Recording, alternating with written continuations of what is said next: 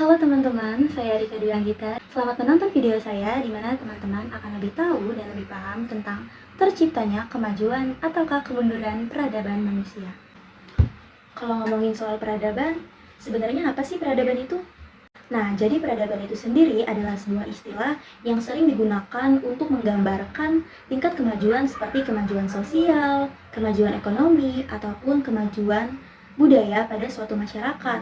Nah, istilah ini itu sering digunakan untuk merujuk pada suatu periode dalam sejarah manusia pada saat mereka itu telah mencapai kemajuan yang signifikan dalam berbagai aspek kehidupan mereka.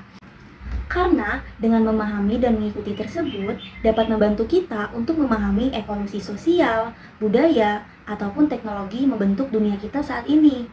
Dengan memahami tren perubahan ini, itu dapat membantu kita menjadi lebih baik untuk menyesuaikan diri dengan tantangan masa kini dan mempersiapkan diri untuk masa depan yang lebih baik lagi.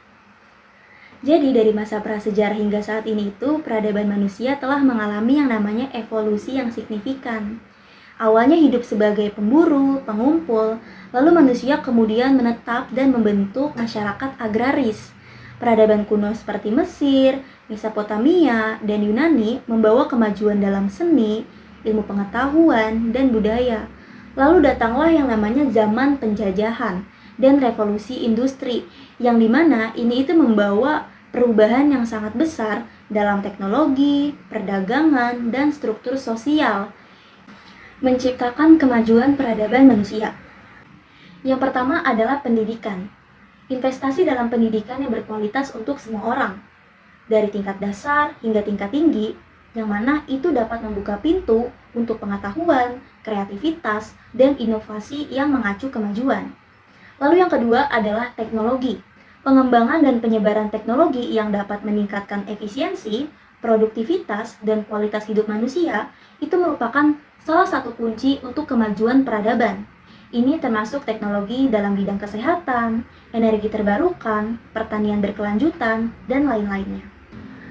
Jadi terdapat beberapa faktor. Yang pertama itu adalah konflik dan perang, yang dimana konflik dan perang bersenjata itu dapat merusak infrastruktur, mengakibatkan korban jiwa, mengganggu perdamaian, dan menciptakan ketidakstabilan sosial dan politik yang mana ini itu dapat menghambat kemajuan peradaban. Yang kedua itu adalah ketidakstabilan ekonomi.